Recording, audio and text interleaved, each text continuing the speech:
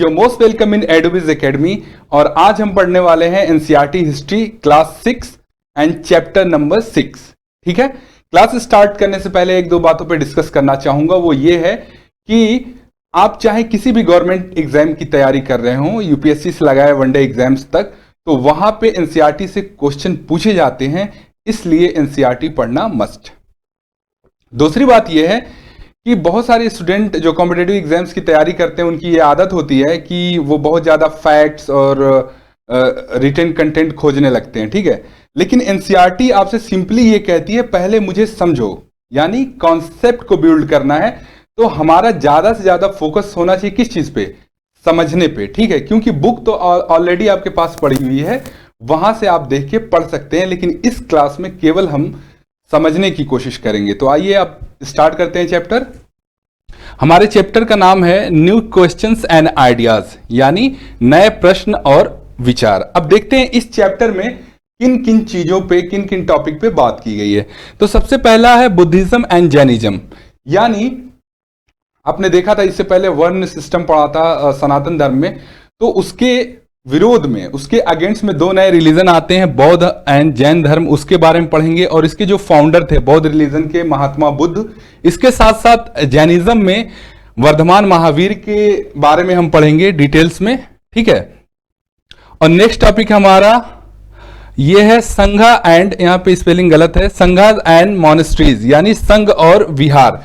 तो ये संघ और विहार क्या होते थे? जहां पे जैन एंड बौद्ध रिलीजन को मानने वाले जो लोग थे, जो अपना घर छोड़ के आते थे, वो इन संघ एंड मॉनेस्ट्रीज में रहते थे। इनके अपने कुछ रूल एंड रेगुलेशन होते थे जिसको ये फॉलो करते थे, उसके बारे में हम पढ़ेंगे। एंड नेक्स्ट है पाणिनि एंड उपनिषद। पाणिनि महात्मा बुद्ध और महावीर के टाइम के एक पर्सन थे जिन्होंने संस्कृत का ग्रामर लिखा था, तो उनके बारे में हम पढ़ेंगे। साथ में उपनिषद जो लेटर वैदिक एज है, जो उत्तर वैदिक काल है, यानी इससे पहले ऋग वैदिक एज था जिसमें ऋग वेद जो है वो लिखा गया, और लेटर वैदिक पीरियड में उपनिषद लिखा गया। उपनिषद क्या है, इसमें कौन कौन सी बातें की गई हैं, वो सारी बातें पढ़ेंगे। लास्ट है आश्रम सिस्टम एंड इंडियन फिलॉसफी, यानी जब जैन और बौद्ध रिलीजन आगे बढ़ रहे थे, उस टाइम पे काफी फेमस हो रहे थे, तो हिंदू रिलीजन में भी काफी सुधार किए गए, कुछ नई नई चीजें लाई गई। तो वो आश्रम सिस्टम लाया गया, और आश्रम सिस्टम में एक जिंदगी जीने का तरीका बताया गया, एक स्टेज को क्लासिफाइड किया गया, उसके बारे में हम पढ़ेंगे। और इंडियन फिलॉसफी, जो इंडियन फिलॉसफी की ब्रांचेज हैं स्टार्टिंग में एंशिएंट पीरियड में, उसके बारे में। ठीक है, तो आइए पहला टॉपिक स्टार्ट करते हैं। हमारा पहला टॉपिक है the story of the Buddha, यानी यहां बुद्धा के बारे में बात कर रहा है और बौद्ध रिलीजन के बारे में बात कर रहा है। इससे पहले चैप्टर में हमने देखा था कि हिंदू रिलीजन के अंदर वर्ण सिस्टम आया, और वर्ण सिस्टम में क्या किया गया? अलग अलग ग्रुप बनाए गए, 4 ग्रुप। ठीक है, और लोगों का काम बांट दिया गया। पहले तो वो ग्रुप बना था काम के बेसिस पे, लेकिन बाद में ये हो गया कि आप जिस ग्रुप में पैदा होते हैं उसी ग्रुप के काम को आप करेंगे और कोई काम नहीं कर सकते। तो उससे लोगों के अंदर बहुत ज्यादा गुस्सा आया। ठीक है, वो अनसेटिस्फाइड थे इन चीजों को लेके, तो कहीं ना कहीं एक ऑप्शन ढूंढ रहे थे। उसमें किंग्स भी थे, जो बिजनेस करने वाले लोग वो भी थे, और आम जनता भी थी। तो वहां पे बौद्ध रिलीजन आता है, और बौद्ध रिलीजन उस टाइम में बहुत फेमस होता है। क्यों आया बौद्ध रिलीजन? इसीलिए आया कि जो वर्ण सिस्टम था उसके अगेंस्ट ही आया था, और इसमें जितने भी लोग थे सभी आ सकते थे, वो चाहे किसी कास्ट के हो, मेल हो, फीमेल हो, चिल्ड्रन हो, स्लेव हो, सबका यहाँ पे वेलकम था। और साथ ही साथ इसमें इक्वलिटी की बात की गई। इसमें ये डिस्क्रिमिनेशन नहीं किया गया कि आप किस कास्ट के हैं, आप कहाँ से हैं, कौन है, कोई बात नहीं की गई। ठीक, तो ये रिलीजन उस टाइम पे बहुत फेमस हुआ, और इसके ही पैरेलल एक और रिलीजन था जिसका नाम है जैनिज्म, यानी जैन रिलीजन। उसके भी बारे में हम इससे आगे पढ़ेंगे। तो बेसिकली एनसीईआरटी के इस चैप्टर में बौद्ध रिलीजन के बारे में बहुत ज्यादा नहीं बताया गया है।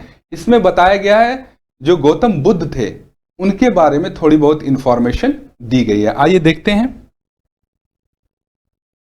तो ये है द स्टोरी ऑफ बुद्धा। ठीक है, इसमें एक एक पॉइंट है, उसको हम देखेंगे। तो द स्टोरी ऑफ बुद्धा में यह बताया गया है कि जो गौतम बुद्ध थे, यानी बुद्ध का बचपन का नाम था गौतम। ठीक है, ये जो थे, ये पॉइंट पहले ही डिस्कस कर चुका हूं, वर्ण सिस्टम। ठीक है, तो गौतम बुद्धा कौन थे? ये बौद्ध रिलीजन के क्या थे? बौद्ध रिलीजन के फाउंडर थे। ठीक है, एक तरह से बौद्ध रिलीजन की स्थापना इन्होंने ही की थी। और इनका जो जन्म हुआ था वो आज से, इनका जन्म जो हुआ था वो आज से लगभग 2500 साल पहले हुआ था। यहां एग्जैक्ट डेट भी दी गई है। ठीक है, लेकिन एनसीईआरटी में वो मेंशन नहीं है। ठीक, इसके बाद देखते हैं कि जो गौतम बुद्ध थे वो क्षत्रिय परिवार से आते थे। ठीक है, और इनका जो जन्म हुआ था, जो बर्थ प्लेस था, वो है लुम्बिनी। अब लुम्बिनी, जब ये जरूर ध्यान रखिएगा कि लुम्बिनी कहां है। तो लुम्बिनी जो है वो यहां पे गोरखपुर के पास, जो इंडिया और नेपाल का बॉर्डर लगता है, जो तराई एरिया है, मैदानी एरिया है, वहां पे एक जगह है लुम्बिनी। यहां पे, वहीं पे गौतम बुद्ध का जन्म हुआ था। और शाक्यगन, यानी ये एक छोटा सा शाक्यगन जो है एक डिस्ट्रिक्ट था जो वज्जी स्टेट के अंडर में आता था। तो उस जगह पे क्या हुआ? गौतम बुद्ध का जन्म हुआ।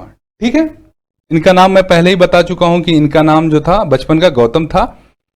और ये एक राजा के लड़के थे, तो जाहिर सी बात है कि अगर राजा का, किंग का लड़का है तो वो किंग ही बनेगा। और ये बड़े होने के बाद ये किंग बनाए भी गए। लेकिन कहीं ना कहीं जितनी भी दुनियावी चीजें हैं, जितनी भी सुख सुविधा है, उसमें इनका मन नहीं लगता था।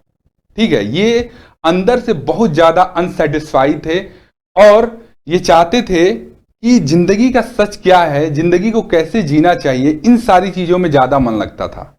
ठीक है, तो बहुत ज्यादा दिनों तक ये झेल नहीं पाए और 29 यानी 29 साल की एज में इन्होंने अपना घर ही छोड़ दिया। ठीक, अब घर क्यों छोड़ा? घर छोड़ने का भी कुछ रीजन रहा होगा, वो हम देख लेते हैं। तो घर इसलिए इन्होंने छोड़ा क्योंकि ये सेटिस्फाइड नहीं थे अपने लाइफ से, और इसलिए सच के तलाश में इन्होंने क्या किया? अपना घर छोड़ दिया। दूसरा ये था कि ये चाहते थे प्रैक्टिकली, क्योंकि राजा तो महलों में रहता है, ये महलों में रहते थे, लेकिन ये चाहते थे कि प्रैक्टिकली ये लोगों में जाएं, लोगों से मिले, थिंकर से मिले और उनके थॉट्स को जाने कि दुनिया में चल क्या रहा है। ठीक है, तो ये मीडियम, ये माध्यम उन्होंने अपनाया जिंदगी के सच्चाई को जानने के लिए। काफी लंबे समय तक इन्होंने घर छोड़ने के बाद ट्रेवल किया। ठीक है, अलग अलग तरह के लोगों से मिले, उनसे बातें की। ठीक है, उसमें कुछ इंटेलेक्चुअल्स थे, उससे भी मिले, उनसे बातें की। ठीक है, और उन नॉलेज को क्या किया? कलेक्ट किया। ठीक है, अब ऐसा कहा जाता है कि एक और रीजन था जिसके वजह से महात्मा बुद्ध के लाइफ में बहुत ज्यादा चेंज आया। एक बार की बात है कि महात्मा बुद्ध अपने एरिया में निकले हुए थे घूमने के लिए। तो उन्होंने 4 चीजें देखी थी। पहली चीज थी, उन्होंने एक बूढ़े पर्सन को देखा था जो रोड पे जा रहा था। उसके बाद इन्होंने एक बीमार पर्सन को देखा, और उसके बाद इन्होंने एक मरे हुए, एक डेड पर्सन को देखा, और सबसे लास्ट में इन्होंने एक साधु को देखा, एक प्रिस्ट को देखा, जो मौज मस्ती में बिल्कुल रोड पे चले जा रहा था। कहा जाता है कि इससे महात्मा बुद्ध जो है वो बहुत इंस्पायर्ड हुए थे, उनके लाइफ में इससे बहुत ज्यादा चेंजेस आए, और उन्होंने देखा कि जो पृष्ठ घूम रहा है, जो साधु घूम रहा है, वो सबसे आजाद है। उसका रीजन क्या है? वो हर तरह के जो बंधन है, जो सोशल, फैमिली और अदर्स बंधन होते हैं, उससे वो फ्री है। तो कहा जाता है इस चीज का बहुत ज्यादा उनके लाइफ में इंपैक्ट था, और उस वजह से ही इन्होंने क्या किया? अपना घर छोड़ा। तो यहां 2-3 रीजन है जो बताए गए हैं कि जिसके वजह से क्या किया, इन्होंने अपना घर छोड़ दिया। अब घर तो छोड़ दिया, काफी टाइम पीरियड तक ये घूमते भी रहे, इधर उधर लोगों से मिलते भी रहे, लेकिन फिर भी उस पिक पे नहीं पहुंच पाए, उस ऊंचाई पे नहीं पहुंच पाए जो ये चाहते थे। तो एट लास्ट उन्होंने क्या डिसाइड किया? एट लास्ट उन्होंने डिसाइड किया कि भाई, जो ट्रू नॉलेज है, जो सही नॉलेज है लाइफ का, उसको पाने के लिए मुझे खुद ही मेहनत करनी पड़ेगी। ठीक है, और उसके लिए क्या करेंगे? उसके लिए ये क्या करते हैं कि ये पहुंचते हैं बिहार में। बिहार के बोधगया नाम की एक जगह है, आज भी है बिहार में, जो बौद्धिस्ट प्लेस के रूप में बहुत ज्यादा फेमस है, वहां ये पहुंचते हैं और एक पीपल के ट्री के नीचे, एक पीपल के पेड़ के नीचे काफी दिनों तक क्या करते हैं, मेडिटेशन करते हैं, तपस्या करते हैं। ठीक है, और वहीं से इनको क्या होता है, नॉलेज मिलता है, यानी इनलाइटमेंट होता है। और जब वो नॉलेज इनके अंदर आया तो इनको क्या कहा गया, इनको कहा गया बुद्धा। ठीक है, तो अब तो इनको नॉलेज मिल गया। यहां से भी बहुत सारे क्वेश्चन जो है ऑब्जेक्टिव क्वेश्चन पूछे जाते हैं कि जहां पे किस पेड़ के नीचे इन्होंने मेडिटेशन किया था। ठीक, उसके अलावा वो जगह कौन थी, साथ ही साथ ये पूछा जाता है कि वहां एक रिवर भी थी, वो कौन सी रिवर थी, हालांकि एनसीईआरटी बुक में वो आपके मेंशन नहीं है। तो साथ ही साथ इस पॉइंट को भी मेमोराइज करते चलिएगा, ताकि आपके सामने जब वो क्वेश्चन आए तो आप इजीली उसको टेकल कर सकें। ठीक, तो इतनी चीजें हमने देख ली कि पीपल के ट्री के नीचे मेडिटेशन किया, मेडिटेशन करने के बाद उनको ज्ञान की प्राप्ति हुई, यानी उनको इनलाइटमेंट मिला और वो बुद्धा कहलाए। ठीक, उसके बाद से फर्स्ट टाइम इन्होंने बनारस में एक जगह है सारनाथ, वहां पे क्या किया, अपना पहला स्पीच दिया। ठीक, उसको बौद्ध रिलीजन में उस स्पीच को धर्म चक्र परिवर्तन कहा जाता है। इससे भी क्वेश्चन आए हुए हैं कि धर्म चक्र परिवर्तन क्या है। ठीक है, तो पहली स्पीच को क्या कहा गया, इनके धर्म चक्र परिवर्तन। इसके बाद इनके लाइफ का वही मोटो ही बन गया और वो इंडिया की अलग अलग जगहों पे गए, लोगों से मिलते रहे और वो एजुकेशन जो इन्होंने लाइफ में अर्न की थी, पाई थी, जो इनका एक्सपीरियंस था, वो लोगों को ये बताते गए। ठीक है, और काफी एक लंबा टाइम गुजारा। उसके बाद आप देखेंगे कि इनकी डेथ होती है 80 ईयर्स के एज में, जब ये 80 साल के थे, और बौद्ध रिलीजन में उसे महापरिनिर्वाण कहा जाता है। ठीक है, और ये डेथ इनकी हुई थी उसी सेम जगह पे जो इंडिया एंड नेपाल का बॉर्डर है, इंडिया एंड नेपाल का बॉर्डर है, वहां पे एक डिस्ट्रिक्ट है कुशीनगर। ठीक है, ये ऊपर से नेपाल है और ये गोरखपुर का इलाका पड़ता है, इन दोनों के बीच में एक डिस्ट्रिक्ट है कुशीनगर। वहीं पे महात्मा बुद्ध ने आखिरी टाइम गुजारा था, वहीं पे इनकी डेथ हो गई थी। ठीक, तो अभी तक हमने क्या समझा, अभी तक हमने महात्मा बुद्ध की लाइफ के बारे में बेसिक चीजें जानी कि उन्होंने घर क्यों छोड़ा और नॉलेज कैसे गेन किया। अब आइए आगे देखते हैं कि उन्होंने लोगों को क्या एजुकेशन दिया। ठीक है, यानी टीचिंग्स ऑफ बुद्धा, लोगों को क्या बताया उन्होंने। तो पहला पॉइंट यह है कि गौतम बुद्धा ने यह कहा कि लाइफ के अंदर जो तकलीफें हैं, जो सफरिंग है, ठीक है, और जो अनहैप्पीनेस है, यानी जो दुख है, उसका रीजन है हमारे डिजायर्स और कार्विंग्स। यानी हमारे लाइफ में जो तकलीफ है उसका रीजन क्या है, हमारी लालच, हमारी इच्छाएं। और वो लालच और इच्छाएं ऐसी हैं कि जो कभी नहीं खत्म होने वाली हैं। यानी इंसान क्या करता है, अभी उसके पास कुछ नहीं है तो वो गॉड से प्रे करता है कि मुझे ये सारी चीजें मिल जाएं। जब वो चीजें मिल जाती हैं तो वहां भी वो नहीं रुकता है और आगे की चीजें मांगने लगता है। यानी ये चीजें, कभी इंसान इस चीज पे सेटिस्फाई नहीं होता है। वही बात ये पहला पॉइंट कह रहा है। ठीक है, तो अब आगे महात्मा बुद्ध खुद बताते हैं कि किस तरीके से इन लालच और डिजायर्स पे कंट्रोल किया जा सकता है। ठीक है, तो उन्होंने कहा कि अगर आप अपने डिजायर्स और लालच पे कंट्रोल करना चाहते हैं तो सबसे पहले खुद के थॉट्स पे कंट्रोल करिए। ठीक, और अगर आपने ये कंट्रोल कर लिया तो आप जितने भी टाइप के सफरिंग है और कार्विंग्स है, यानी दुख है, उससे आप फ्री हो जाएंगे, आजाद हो जाएंगे।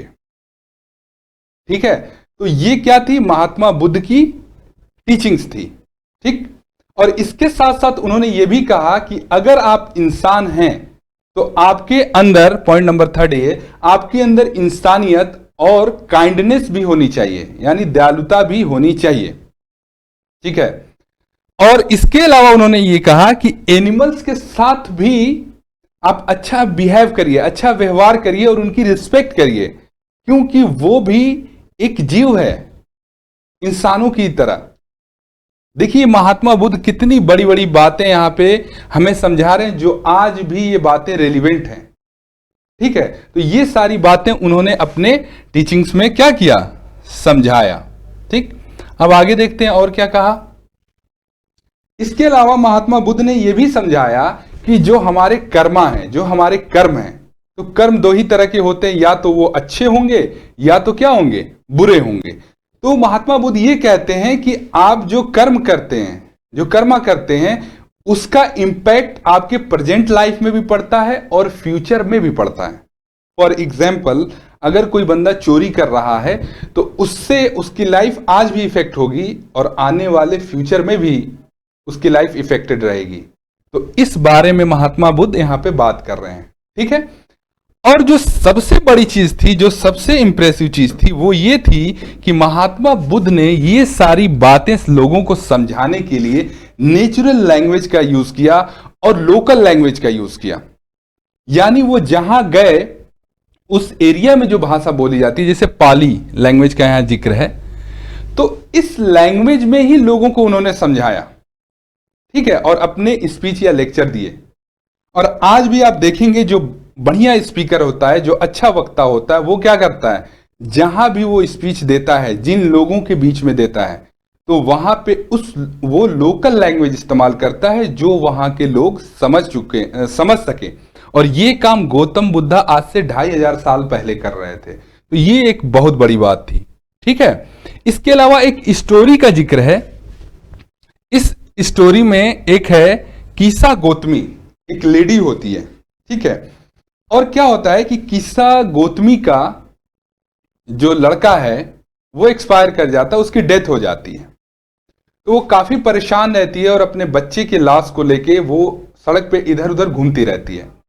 तो एक पर्सन मिलता है जो उससे ये कहता है कि क्या क्या वजह है, क्या रीजन है कि तुम इतनी परेशान हो। तो कहती है, देख नहीं रहे हो कि मेरे हाथ में मेरे बेटे की लाश है, डेड बॉडी है, और ये एक्सपायर कर चुका है। तो उसने इस लेडी को सजेस्ट किया कि तुम गौतम बुद्ध के पास जाओ, वो जरूर तुम्हें कोई ना कोई इसका सॉल्यूशन बता देंगे। तो वो लेडी वहां से गौतम बुद्ध के पास जाती है और उनके पास जाके कहती है कि देखिए ये मेरा बेटा है और ये डेथ कर गया है और मैं चाहती हूं कि आप इसको जिंदा कर दीजिए। तो गौतम बुद्धा ने बहुत सहज रूप में उसको अपने पास बैठाया और बोले कि देखो ठीक है, मैं जिंदा तो कर दूंगा, लेकिन मेरी एक शर्त है। उस लेडी ने कहा कि हाँ ठीक है, आप बताइए क्या शर्त है। उन्होंने कहा कि तुम किसी, ये जो इलाका है, किसी भी घर से मुझे जो सरसों है उसका दाना ला के दो, यानी सीड ऑफ मस्टर्ड। ठीक, सरसों के दाने लाने की बात कही। तब वो लेडी बहुत खुश हो गई, उसको लगा कि अरे ये तो बहुत इजी वे है, मैं जाऊंगी किसी के घर से उठा लाऊंगी। लेकिन उन्होंने एक वहां शर्त भी रखी, गौतम बुद्ध ने। उन्होंने कहा कि ये जो सीड है, ये जो दाना है, ये उस घर से लाना जिस घर में कभी किसी की मौत ना हुई हो। ठीक, लेडी ने ये बातें सुनी और वहां से निकली और वहां आसपास के इलाके में जो घर था उन घरों में गई और उन्हें मांगना शुरू किया कि आप मुझे जो है थोड़ा सा सरसों का दाना दे दें, यानी सीड ऑफ मस्टर्ड दे दें। तो लोगों ने कहा ठीक है, हम दे देते हैं, कोई दिक्कत नहीं है। लेकिन इस लेडी ने बोला कि क्या आपके घर में कभी कोई एक्सपायर नहीं किया है, कभी किसी की मौत नहीं हुई है? तो लोगों ने कहा कि बिल्कुल मौत हुई है जी, हमारे दादा परदादा, हमारे फादर सब एक्सपायर कर गए हैं। वो पूरे गांव का चक्कर लगाती रही और कोई उसको ऐसा घर नहीं मिला उस लेडी को जहां पे कभी किसी की मौत ना हुई हो। एट लास्ट वो थक के महात्मा बुद्ध के पास आती है और कहती है कि हमने पूरे गांव में हर घर का चक्कर लगा लिया, लेकिन कोई ऐसा घर नहीं मिला जहां पे कभी कोई एक्सपायर ना किया हो। ठीक है, तो अब यहीं पे एनसीईआरटी चैप्टर में इतनी ही स्टोरी देके क्लोज कर देता है और नीचे क्वेश्चन पूछता है कि आखिर इस बात को करके महात्मा बुद्ध उस लेडी को क्या मैसेज देना चाहते हैं। आप खुद भी इस पे सोचिए। तो कहीं ना कहीं आप जब इसकी गहराइयों में जाएंगे, जब डेप्थ में सोचेंगे, तो एक चीज निकल के आती है कि महात्मा बुद्ध उसको यूनिवर्सल ट्रूथ जो होता है उसकी बात समझाना चाहते थे। वो क्या है कि कि दुनिया में शायद ही कोई ऐसी फैमिली रही हो, कोई ऐसी फैमिली नहीं होगी जिसके घर में कोई एक्सपायर ना किया हो, कोई बीमार ना पड़ता हो, सुख दुख ना आते हों। क्योंकि जब इस पूरी दुनिया में कुछ भी परमानेंट है ही नहीं, तो इंसान कैसे परमानेंट हो सकता है? इंसानों की सबसे बड़ी प्रॉब्लम क्या है? इंसानों की सबसे बड़ी प्रॉब्लम यही है कि हम लाइफ में हर चीज को सस्टेन करना चाहते हैं। हम चाहते हैं ये रुका रहे, ऐसे ही चलता रहे। अगर खुशी का माहौल है तो खुशियां ऐसे ही चलते रहें, ठीक है। कभी हमारे लाइफ में बैड डेज ना आए, ठीक है, हमारा ऐसे ही डेवलपमेंट चलता रहे। लेकिन महात्मा बुद्ध ये कहते हैं कि नहीं, ऐसा कुछ नहीं है। लाइफ में कुछ भी परमानेंट है ही नहीं, ना ये दुनिया परमानेंट है, ना ये यूनिवर्स परमानेंट है।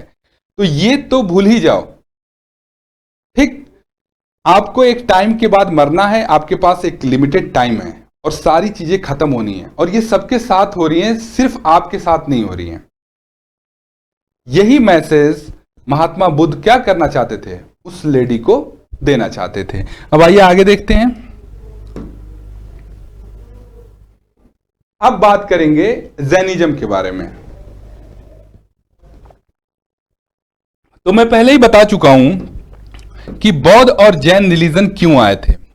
जो वर्ण सिस्टम आया था सनातन धर्म में, उसके अगेंस्ट में ही ये दोनों रिलीजन क्या हुए थे?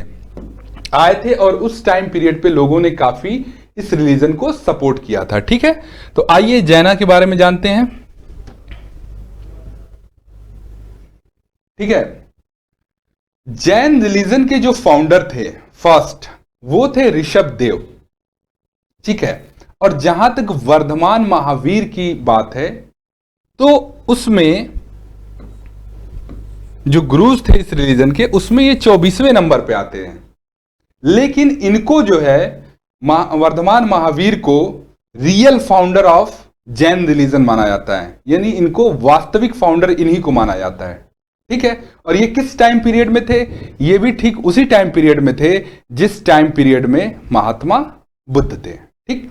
और इनका भी जो जन्म हुआ था वो आज से 2500 साल पहले हुआ था, ठीक है। इसके अलावा ये भी क्षत्रिय फैमिली से आते थे। वर्धमान महावीर भी एक क्षत्रिय फैमिली से आते थे। साथ ही साथ इनका जो जन्म हुआ था वो वैशाली के एक गांव में हुआ था, जो किसका पार्ट था? वज्जी स्टेट का पार्ट था।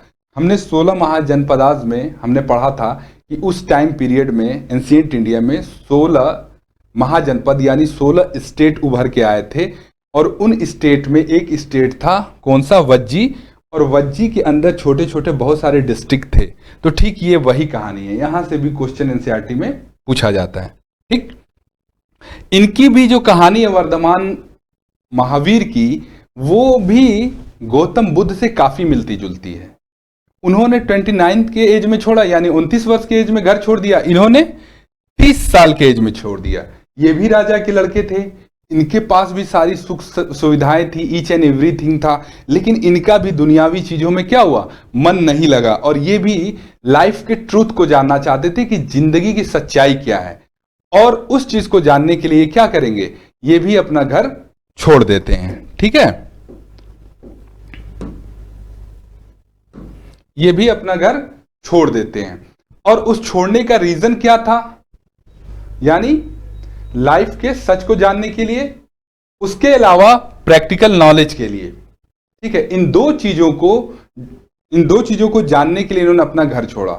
और क्या किया जब घर छोड़ा? तो ये लगभग 12 साल तक अकेले ट्रैवलिंग करते रहे, लोगों से मिले और मेडिटेशन किया, यानी तपस्या किया। आप समझ रहे हैं 12 साल कितना होता है? लेकिन 12 साल तक, 12 इयर्स तक ये कंटिन्यूअसली ये काम करते रहे। उसके बाद लास्ट में जाके इन्होंने भी एक साल, एक ट्री होता है उसके नीचे मेडिटेशन किया। और मेडिटेशन करने के बाद इनको नॉलेज मिला, यानी इनलाइटमेंट हुआ, जिसको कैवल्य कहा गया है। जैन रिलीजन में उसको कैवल्य कहा गया। और ये क्या कहलाए? ये जिन कहलाए। जब इनको नॉलेज मिल गया तो ये जिन कहलाए। और जिन का मतलब होता है विनर, यानी विजेता। तो इस तरीके से वर्धमान महावीर की स्टार्टिंग में लाइफ चली। उन्होंने घर छोड़ा और घर छोड़ने के बाद नॉलेज गेन किया और आगे बढ़े। अब देखते हैं इन्होंने क्या शिक्षाएं दी लोगों को। ठीक है, तो टीचिंग्स ऑफ महावीरा, जो वर्धमान महावीर थे उन्होंने भी लोगों से कम्युनिकेशन करने के लिए, कन्वर्सेशन करने के लिए जो लैंग्वेज यूज किया, नेचुरल लैंग्वेज और मगधी लैंग्वेज यूज किया, जो लोकल लैंग्वेज थी।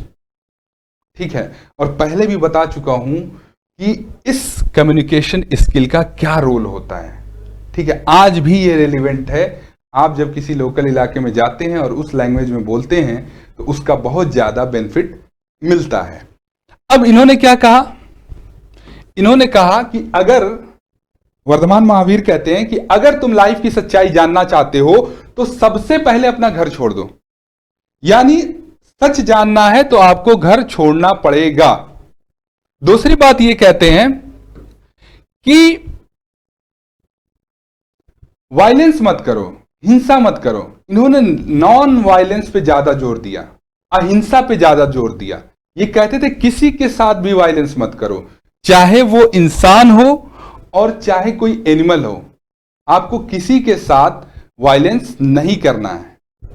ठीक है, और साथ ही साथ ये भी कहते हैं कि वायलेंस तो अलग चीज है, उसको हर्ट भी मत करो। तो ये टीचिंग्स थी किसकी, वर्धमान महावीर की। ठीक, अब आगे देखते हैं। ठीक है, इसके अलावा और क्या कहा इन्होंने, तो जो वर्धमान महावीर के फॉलोअर्स थे, इन दोनों के फॉलोअर्स थे, वर्धमान महावीर के भी और गौतम बुद्धा के भी फॉलोअर्स थे। ठीक है, तो उन फॉलोअर्स के पास दो ऑप्शन होते थे। एक उस तरह के फॉलोअर होते थे जो घर पे ही रह के जैन रिलीजन को फॉलो करते थे। ठीक है, उनके लिए पॉसिबल नहीं था घर छोड़ना। और कुछ ऐसे लोग थे जो घर छोड़कर जैन रिलीजन को अपनाने के लिए आए। ठीक है, तो दो तरह के मेनली इनके फॉलोअर्स थे। ठीक है, और फॉलोअर्स से इन्होंने क्या क्या, उनको क्या शिक्षा दी। इन्होंने सबसे पहली बात जो ये कही अपने फॉलोअर्स से कि सिंपल लाइफ गुजारो, यानी आपको बिल्कुल सिंपल सादा लाइफ गुजारना है। दूसरा, उनके जो फॉलोअर्स थे महावीर के, उनको फूड जो है वो मांगना होता था। जब ये घर छोड़ के आते थे और ये मोनेस्ट्रीज में रहते थे, तो वहां के आसपास के जो इलाके में घर होता था, उन घरों में एक फिक्स टाइम पीरियड में ये लोग जो फॉलोअर्स थे ये जाते थे और अपने खाने के लिए फूड को मांग कर लाते थे। ठीक है, साथ ही साथ इन्होंने अपने फॉलोअर से कहा कि पूरी तरीके से, मतलब कंप्लीटली ईमानदार होने की बात कही, और यह भी कहा कि चोरी नहीं करना है तुम्हें किसी भी कीमत पे, चाहे कितनी भी मुसीबत आ जाए, तुम क्या करो, चोरी करने से बचो। और उसके अलावा इन्होंने कहा ब्रह्मचर्य को फॉलो करने के लिए। अब यहां यही सारे कीवर्ड्स होते हैं एनसीईआरटी में। अब जानेंगे कि ब्रह्मचर्य क्या होता है। तो जो एनसीईआरटी में आपके मेंशन किया गया वो ये है कि ब्रह्मचर्य का ये मतलब होता है कि जब हम यंग फेज में हैं, युवा हैं, तो उस टाइम पीरियड में हमें फीमेल अट्रैक्शन से बचना है। ठीक है, उनके साथ बातचीत करने से बचना है, फिजिकल रिलेशन से बचना है। ये सारी जो डिफिनेशन है वो ब्रह्मचर्य के बारे में दी गई है। ठीक है, तो ये करना होता था। और इसके अलावा ये भी कहा इन्होंने कि अपने लाइफ में सब कुछ गिव अप कर दो, यानी सब कुछ त्याग दो। ठीक है, ये मेल के लिए था कि इवन तुम कपड़े भी त्याग दो। तो आगे चल के देखेंगे कि जैन रिलीजन में दो ब्रांचेज आती हैं, श्वेतांबर और दिगंबर। तो दिगंबर मेनली साउथ इंडिया में था, तो उसमें जो लोग होते थे वो कपड़े आज भी नहीं पहनते हैं। जो जैन रिलीजन की दो ब्रांचेज हैं, एक है श्वेतांबर, एक है दिगंबर। दिगंबर को फॉलो करने वाले लोग आज भी कपड़े नहीं पहनते हैं। तो वही बात यहां पे कही गई है। तो इस टॉपिक के अंदर हमने क्या कवर किया, इस टॉपिक के अंदर हमने कवर किया कि महावीर जैन ने अपने फॉलोअर्स को क्या शिक्षा दी थी। ठीक है, अब नेक्स्ट देखते हैं। नेक्स्ट है सपोर्टर्स ऑफ जैनिज्म। कुछ ऐसे किंग थे, आगे आप देखेंगे कि जो जैन या बौद्ध रिलीजन के लिए बहुत सारी केव में, गुफाओं में क्या बनाएंगे, इनके फॉलोअर्स के रहने के लिए घर बनाएंगे। और वैसे भी ये सपोर्ट करते थे, और जैन एंड बुद्ध की मूर्तियां भी इन्होंने बनाई, ठीक है, जो इनके फॉलोअर थे। ठीक, तो एक तो वो थे जो किंग थे, दूसरे कौन थे, ज्यादातर ट्रेडर्स थे, व्यापारी थे, ठीक है, जो बिजनेस क्लास था, उसने जैनिज्म को बहुत ज्यादा सपोर्ट किया, क्योंकि जब वो सनातन रिलीजन को फॉलो कर रहे थे और उस टाइम पीरियड पे सनातन रिलीजन के अंदर अनटचेबिलिटी या वन सिस्टम आया, इसके अलावा जो रिचुअल्स थे उसको फॉलो नहीं करने दिया जा रहा था, तो वो सारी सुविधा उनको जैन रिलीजन में मिल रही थी। इस वजह से ट्रेडर्स ने बहुत ज्यादा सपोर्ट किया जैन रिलीजन को। ठीक है, फॉर्मर के साथ क्या दिक्कत थी, फॉर्मर बहुत ज्यादा जैनिज्म को नहीं फॉलो कर पाए, क्योंकि जैन रिलीजन कहता था कि जीव हत्या पाप है, यानी किसी कीड़े मकोड़े को भी आप नहीं मार सकते। लेकिन जब आप खेतों की सुरक्षा करेंगे, प्रोटेक्ट करेंगे क्रॉप्स को, तो उस दौरान बहुत सारे कीड़े मकोड़े मारने पड़ते थे किसानों को, तो इस वजह से वो बहुत बड़े पैमाने पे जैन रिलीजन के फॉलोअर नहीं बन पाए। अब आइए देखते हैं एरिया ऑफ जैनिज्म, यानी जैन रिलीजन किन किन एरियाज में फैला। तो ज्यादातर ये नॉर्थ इंडिया, गुजरात, तमिलनाडु और कर्नाटका, इन एरियाज में क्या हुआ, जैन रिलीजन उस टाइम पे फैला। और आज भी आप देखेंगे तो इंडिया में और इंडिया के बाहर भी कुछ जगहों पे जैन रिलीजन को फॉलो करने वाले लोग मिल जाएंगे। ठीक है, अब यहां बहुत बारीकी से समझने की कोशिश करिएगा। ये बात कर रहा है संघास एंड मोनेस्ट्रीज की। ये दोनों वर्ड एक दूसरे के एक तरीके से कह सकते हैं पर्यायवाची हैं। ठीक है, ये कौन सी जगह है, संघ एंड मोनेस्ट्रीज, ये वो जगहें हैं जहां पे बौद्ध और जैन रिलीजन के जो फॉलोअर्स थे वो लोग रहते थे। ठीक है, और इंडिया में कई जगहों पे इसके एविडेंसेस मिले, जैसे महाराष्ट्र में, मध्य प्रदेश में और अदर भी जगहों पे। सवाल ये उठता है कि आखिर इन जगहों की जरूरत ही क्यों पड़ी।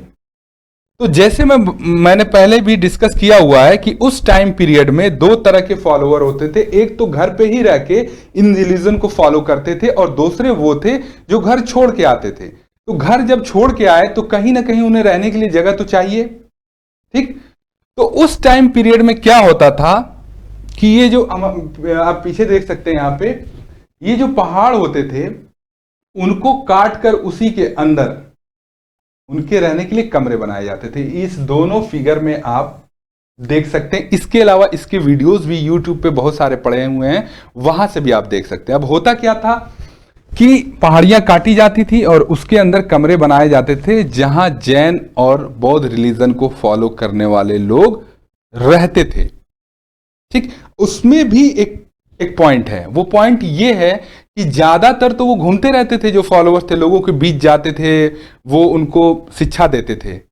लेकिन जब बारिश का मौसम आता था, जब मानसून आ जाता था, तब प्रॉब्लम होती थी, और इस वजह से कोई ना कोई एक ऐसी जगह चाहिए होती थी जहां पे वो रुक करके क्या करें, वो ठहर सके, खुद को प्रोटेक्ट कर सके। तो इसलिए ये जगहें बनवाई गई थी। अब यहां पे एक क्वेश्चन और उठता है कि आखिर किन लोगों ने ये बनवाया। तो मैंने पहले भी बताया कि बहुत सारे ऐसे किंग्स थे जो बौद्ध एंड जैन रिलीजन को फॉलो करते थे, और यही किंग इन रहने वाली जगहों को बनवाते थे। ठीक है, अपने तरफ से। स्टार्टिंग में अभी तो ये आप देख रहे हैं, ये चट्टान को काट करके बनाया गया है, ठीक है, पहाड़ों को काट करके बनाया गया है, लेकिन स्टार्टिंग पीरियड में ये जो बने थे ये लकड़ी के बने हुए थे। उसके बाद में अब जैसे आप साउथ इंडिया में जाएंगे, महाराष्ट्र, वहां पे तो वहां पे पहाड़ियां ज्यादा थी, तो एक तो ज्योग्राफिकल रीजन था, ठीक है, उसके वजह से वहां पे इस तरीके की रहने के लिए जगहें बनाई गई। ठीक है, और एक क्वेश्चन यहां से ये भी उठेगा, बनवाया तो किंग ने, दूसरा पॉइंट ये है कि उस टाइम का आर्किटेक्ट देखिए, उस टाइम के लोग, उस टाइम के जो कारीगर थे, जिन लोगों ने इसे बनाया, क्या स्किल रही होगी। आज हम दुनिया भर की आर्किटेक्ट देखते हैं, बुर्ज खलीफा देखते हैं, अदर चीजें देखते हैं, लेकिन हम एंशिएंट टाइम को भी हल्के में नहीं ले सकते। उस टाइम पीरियड में भी लोगों ने एक से एक बिल्डिंग्स बनाई थी। इसके अलावा आगे एनसीईआरटी के चैप्टर में देखेंगे कि यहाँ पे बहुत सारी मूर्तियां भी बनाई गई हैं। बौद्ध जैन रिलीजन की, हिंदू रिलीजन की, उनके गॉड एंड गॉडेस की, वो भी यहाँ मिली हैं। तो इसको एक तो आप फिजिकली जाके देख सकते हैं, और कम से कम फिजिकली नहीं जा सकते हैं तो आप इसको यूट्यूब पे देख सकते हैं, तब डिटेल में आपको ये समझ में आएगा। ठीक, अब इसको कहते क्या थे पहले ही बता चुका हूं। इन जगहों को कहा जाता था संघ या मॉनेस्ट्रीज। ठीक, बनवाते कौन थे ये भी बता चुका हूं, क्यों बनवाया जाता था ये भी बता चुका हूं। और एनसीईआरटी आपसे इसी तरीके से समझने के लिए कहती है। जब आप एक बार चीजों को समझ लेते हैं तो आप होल लाइफ उस चीज को भूल नहीं सकते। ठीक, अब आइए नेक्स्ट पॉइंट पे चलते हैं। ठीक, तो ये तो मैंने बता दिया कि ये क्यों बना था और कौन लोग इसमें रहते थे। तो जो जैन और बौद्ध रिलीजन के फॉलोअर रहते थे, उन फॉलोअर्स को भिक्खु एंड भुखियंस कहा जाता था। भिक्खु एंड भिखियंस। ठीक, यानी एक तरह के वो लोग, वो संत साधु भी थे और एक तरह से वो बेगिंग करते थे, फूड के लिए भीख भी मांगते थे। तो उनके अंदर दोनों, इसलिए दो वर्ड यूज किया गया है। ठीक है, साधु संत, प्रीस्ट और भिखारी। ठीक, अब इसमें देखिएगा एनसीईआरटी में इसने क्या किया है कि संघ को अलग और मॉनेस्ट्री को अलग कर करके दिया हुआ है, लेकिन संघ और मॉनेस्ट्री में 90% चीजें कॉमन थी। ठीक, अलग क्या था? अलग सिर्फ यही था कि जो इनके रूल रेगुलेशन थे और जो इनके मंत्र वगैरह थे वो थोड़े बहुत अलग थे, बाकी चीजें कॉमन थी। तो यहाँ पे एक ही साथ मैंने दोनों को इसीलिए मर्ज कर दिया ताकि एक ही जगह पे दोनों कॉन्सेप्ट को समझाया जा सके। इसके अलावा ये जो कमरे बने हुए थे रहने के लिए, इन कमरों में वुमेन के लिए यानी महिलाओं के लिए और मेन के लिए, पुरुषों के लिए अलग अलग कमरे बने हुए थे रहने के लिए। ठीक है, अब आगे देखते हैं कि इस संघ में कौन से लोग रहते थे। इन मॉनेस्ट्रीज में ये जो जगह बनाई गई थी उसमें कौन लोग रहते थे और कौन कौन से लोग अलाउ थे। तो इसमें सभी लोग अलाउ थे, चाहे वो किसी भी कास्ट के हो, किसी भी रिलीजन के हो, चाहे वो गुलाम हो, चाहे वो बच्चा हो, चाहे वो बूढ़ा हो, चाहे वो मिड एज में हो। इन्होंने क्या किया, सबको अलाउ किया कि भाई हमारे वहां कोई डिस्क्रिमिनेशन नहीं है, सभी आ सकते हैं। बस कुछ लोगों के लिए यहां पे शर्तें थी, आने से पहले उनको परमिशन लेना था। और कौन लोग हैं आइए देखते हैं। अगर कोई वुमेन इसमें आना चाहती है तो उसको अपने हस्बैंड से परमिशन लेना पड़ेगा पहले। अगर चिल्ड्रेन आता है तो उसको अपने पेरेंट्स से परमिशन लेना पड़ेगा। अगर कोई गुलाम आता है, स्लेव आता है, तो उसको अपने मालिक से परमिशन लेना पड़ेगा। ठीक, इसके अलावा राजा के दरबार में जो बहुत सारे वर्कर्स होते थे, उन वर्कर्स में कोई आना चाहता है तो उसको सबसे पहले उस किंग से परमिशन लेना पड़ता था।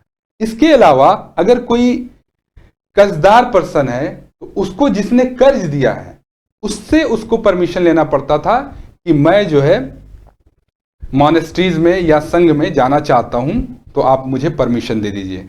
और ये परमिशन मिलने के बाद ही वो वहां आ सकते थे। तो ये कुछ रूल थे संघ में एंट्री के, जिसके बारे में हमने डिस्कस किया। यहां से भी ऑब्जेक्टिव एंड सब्जेक्टिव क्वेश्चन बन सकता है। ठीक है, अब नेक्स्ट देखते हैं। नेक्स्ट ये है कि जो इन मॉनेस्ट्रीज और संघ में रहते थे, आखिर उन लोगों के काम क्या थे, वो काम क्या करते थे। तो आइए एक एक करके देखेंगे। सबसे पहले मैंने ये बताया कि उनको भिक्खु एंड भुखियंस कहा जाता था, यानी एक तरह के हाफ प्रिस्ट होते थे और हाफ बेगर होते थे। वो आधा भिखारी और आधे संत होते थे। इस शब्द का, जब इस वर्ड को आप तोड़ेंगे तो उसका मीनिंग यही निकल के आता है। साथ ही साथ उन लोगों को बहुत सिंपल जीवन गुजारना होता था। उनको बहुत ज्यादा जो भौतिकतावादी लाइफ है उससे दूर रहना होता था, चमक दमक से। ठीक, साथ ही इसमें रहने वाले लोग ज्यादातर टाइम मेडिटेशन करते थे, यानी तपस्या करते थे। ठीक है, ध्यान लगाते थे। तो ये काम था। इसके अलावा कुछ फिक्स एक टाइम दिया जाता था कि इस टाइम पीरियड में जाके जो आसपास के इलाके हैं, मॉनेस्ट्रीज के आसपास के इलाके हैं, जो गांव हैं, वहां से जाके आप अपने खाने के लिए मांग के ला सकते हैं। ठीक, इसके अलावा जो इन मॉनेस्ट्रीज में लोग रहते थे वो लोगों को शिक्षा भी देते थे। लोगों के बीच में वो वहां से निकल के मॉनेस्ट्री से बाहर जाते थे और उनको नॉलेज की बातें बताते रहते थे। ठीक। साथ ही साथ ये एक दूसरे की हेल्प भी करते थे। ये क्या करते थे? एक दूसरे की हेल्प भी करते थे। इसके अलावा अगर सोसाइटी में या उनके अंदर, उनके मॉनेस्ट्री में भी अगर कोई झगड़ा हो जाता था तो उसके लिए बैठकें करते थे, और बैठकों का पर्पज ये होता था, यानी मीटिंग्स का पर्पज ये होता था कि इस प्रॉब्लम को, इस झगड़े को कैसे सॉल्व किया जाए। तो ये सारे पॉइंट किसके अंदर थे? जो संघ और मॉनेस्ट्रीज में रहने वाले लोग थे। ठीक, आइए अब नेक्स्ट देखते हैं। नेक्स्ट है पाणिनि उपनिषद, आश्रम सिस्टम एंड इंडियन फिलॉसफी। यानी एक ही टॉपिक में ये चार बातें की गई हैं। ठीक है, उसको एक एक करके हम समझने की कोशिश करेंगे। पाणिनि का बहुत छोटे में जिक्र हुआ है। इनके बारे में ये बताया गया है कि जब महात्मा बुद्ध और वर्धमान महावीर थे उसी के टाइम पीरियड में ये भी थे, और इनकी सबसे बड़ी जो उपलब्धि थी वो ये थी कि इन्होंने क्या किया था? संस्कृत का ग्रामर लिखा था। किसने? पाणिनि ने। तो ये एक ऑब्जेक्टिव क्वेश्चन बन सकता है कि संस्कृत का ग्रामर किसने लिखा था। ठीक, अब आइए उपनिषद की बात कर लेते हैं। जैसा कि इससे पहले भी हम देख चुके हैं कि वेद लिखे गए, ठीक है, और वेदों के उपवेद लिखे गए, वेदांग लिखे गए, पुराण लिखे गए। तो उसी में से एक बुक है उपनिषद। ये कब लिखी गई? ये लिखी गई लेटर वैदिक एज में। ये लेटर वैदिक एज में लिखी गई, यानी उत्तर वैदिक काल इसको हिंदी में कहते हैं। उस टाइम पीरियड पे क्या हुआ? ये उपनिषद लिखा गया। ठीक, और ये उपनिषद के वर्ड का मतलब क्या होता है? मीनिंग क्या होता है? तो इसका मीनिंग होता है उपनिषद का गुरु के पास बैठना, यानी टीचर के पास बैठना। यही होता है उपनिषद का मतलब। साथ ही साथ अब ये जानेंगे कि ये उपनिषद है क्या। तो उपनिषद के अंदर जो टीचर और स्टूडेंट के बीच का कन्वर्सेशन है उसी को कलेक्ट करके लिखा गया है। यानी एक तरह से गुरु और शिष्य की बातों को कलेक्ट करके उपनिषद में क्या किया गया है? लिखा गया है। ठीक, अब आइए आगे और देख लेते हैं। अब सवाल ये उठता है कि ठीक है, उपनिषद में तो गुरु और शिष्य की जो बातें थी वो हैं, लेकिन ये गुरु और शिष्य थे कौन? तो ये गुरु और शिष्य कौन थे? वो थे जो उस समय के पृष्ठ थे, यानी पुजारी थे। उनकी कास्ट थी ब्राह्मण। तो ये क्या करते थे? ये एजुकेशन देते थे लोगों को, और साथ ही साथ जितने भी रिचुअल्स होते थे, यज्ञ होते थे, कर्मकांड होते थे, उसको ये करते थे। ठीक, तो ये किनको देते थे? किंग को भी पढ़ाते थे। ये जब किंग का जो दरबार होता था उसके अंदर डिस्कशन होता था, तो उसमें बहुत किंग के जितने भी क्वेश्चन क्वेरीज होती थी तो वो क्या करता था? प्रिस्ट से पूछता था। एक तरह का वो डिस्कशन था। तो यही टीचर थे, और ये कौन थे? इनके शिष्य थे, यानी स्टूडेंट थे। इसके अलावा कभी कभी उसमें, उस डिस्कशन में वुमेन भी पार्टिसिपेट करती थी। इसमें एक गार्गी नाम की लेडी का जिक्र हुआ है जो बहुत ही इंटेलेक्चुअल थी, और ये इस डिबेट में पार्टिसिपेट करती थी। ठीक, किसके बीच हो रहा है? एक तरफ तो टीचर है और दूसरे तरफ स्टूडेंट है। और स्टूडेंट में कौन कौन है? किंग है, वुमेन है, पुअर पीपुल है, स्लेव है, मतलब जितने भी टाइप के लोग हैं जो उस पार्टिसिपेट में भाग लेते थे, उसमें पार्टिसिपेट करते थे। ठीक, दूसरा है जो पुअर पीपल थे, जो गरीब लोग थे, वो कभी कभी इस चर्चा में, इस डिबेट में हिस्सा लेते थे। एक नाम आया है यहां पे, सत्यकाम जाबला, जो स्लेव मां का लड़का था, यानी उसकी मां गुलाम थी, उसी का ये लड़का था। ठीक, और इसको भी एक टीचर थे, गुरु थे, जिनका नाम गौतम था। उन्होंने अपना इसको शिष्य बनाया और उसको नॉलेज दिया। ठीक, तो यहां देखा हमने कि उपनिषद का मीनिंग क्या होता है और उपनिषद के अंदर क्या है, और जिस टीचर एंड स्टूडेंट की बात की गई है वो टीचर और स्टूडेंट कौन है।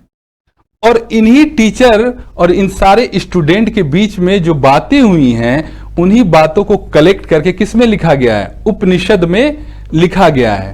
ठीक, तो ये हो गया उपनिषद के बारे में।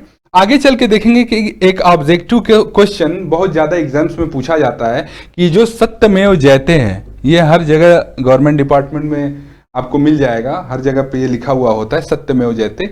ये भी इन्हीं उपनिषद से लिया गया था। ठीक है, अब आइए आगे देखते हैं। अब आगे हम जानेंगे आश्रम सिस्टम के बारे में। ठीक, अब उस टाइम पे हो क्या रहा था? उस टाइम पे हो ये रहा था कि सनातन जो धर्म था यानी हिंदू धर्म था, उससे लोग टूट रहे थे। टूटने का रीजन क्या था कि उसमें वर्ण सिस्टम आया जिसने सोसाइटी को कई पार्ट में बांट दिया। इसके अलावा सोसाइटी में कुछ लोगों को अनटचेबल कहा गया, ये अछूत लोग हैं। कुछ लोगों को रिचुअल्स यानी पूजा पाठ करने से रोक दिया गया। ठीक है, और तरह तरह की बातें आई। तो उससे खफा होके उसके अगेंस्ट में दो रिलीजन आ गए। कौन? बौद्ध एंड जैन रिलीजन।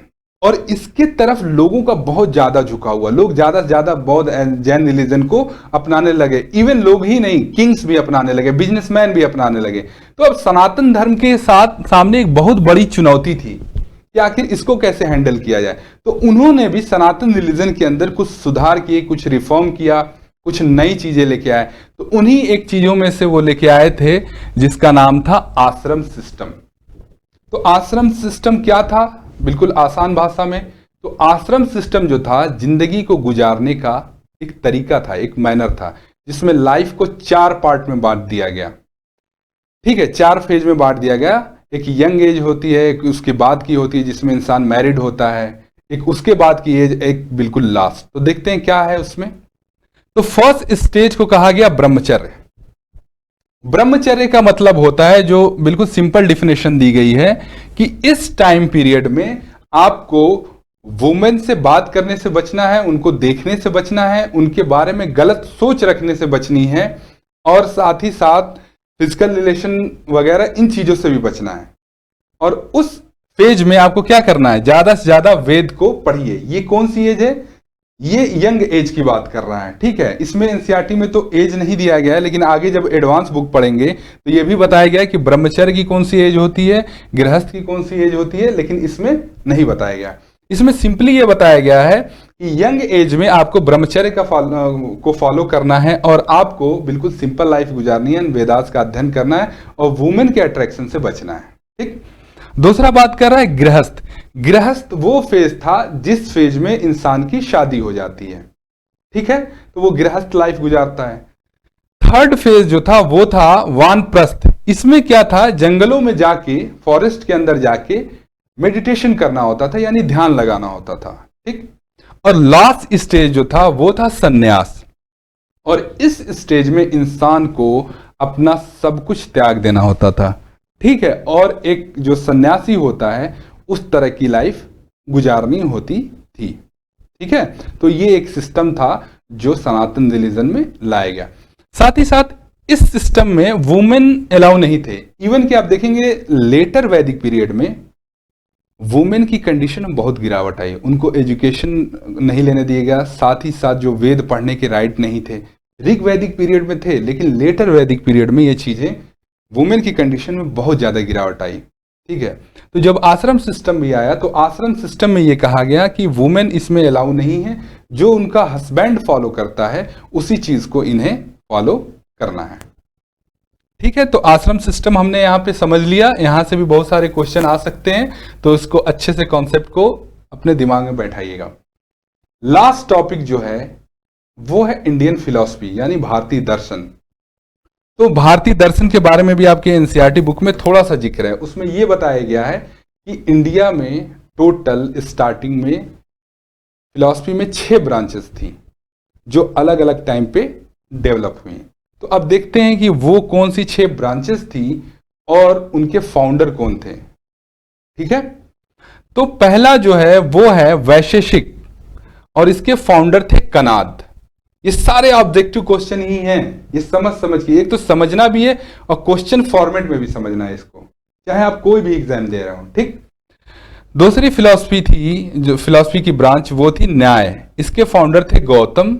तीसरी थी सांख्य, जिसके फाउंडर थे कपिल। यहां पे है कपिल इसके फाउंडर थे। और जो फोर्थ है योग, उसके फाउंडर थे पतंजलि।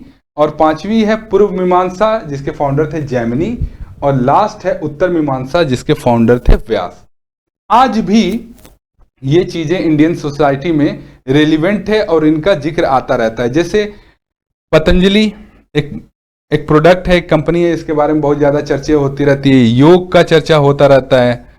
ठीक है, तो ये जो फिलॉसफी की ब्रांचेस थी उस एंशिएंट पीरियड में आ गई थी, और जो इंटेलेक्चुअल बातें हैं, जो फिलोसफिकल बातें हैं, माना जाता है कि वहीं से उसकी शुरुआत हुई थी। ठीक है, तो यहां तक हमने अपना पूरा चैप्टर नंबर 6 क्लास कवर कर लिया। अब इससे जो भी क्वेश्चन में, सबसे पहली चीज मैं ये बोलूंगा कि जो मैंने पढ़ाया उस कॉन्सेप्ट को बार बार देखें और एनसीईआरटी में सिर्फ समझने की कोशिश करें। ठीक है, सिर्फ समझने की कोशिश करें वर्ड्स को, कीवर्ड्स को। आपके पास ऑलरेडी बुक है, उसके बाद उस बुक की स्टडी करें, आप देखिएगा आपको और बेहतर ढंग से समझ आएगा। अब रही बात क्वेश्चंस की, तो इसमें दो तरह के क्वेश्चन बनेंगे, एक तो सब्जेक्टिव बनेंगे और दूसरा ऑब्जेक्टिव बनेगा। तो उसके लिए मैं एक अलग से सीरीज लाऊंगा, एनसीईआरटी क्वेश्चन सीरीज, जिसमें हम पर चैप्टर एक समरी के रूप में सारे क्वेश्चन पे डिस्कस करेंगे। ठीक है, साथ ही साथ हमारे एनसीईआरटी की और भी सब्जेक्ट्स की क्लास चल रही है, जैसे ज्योग्राफी, पॉलिटी, साइंस, इकोनॉमिक्स, उससे भी आप जुड़ें। इसके अलावा सीटेट, यूपीएससी, स्टेट पीसीएस की भी क्लासेस चल रही हैं, जिससे आप जुड़ सकते हैं।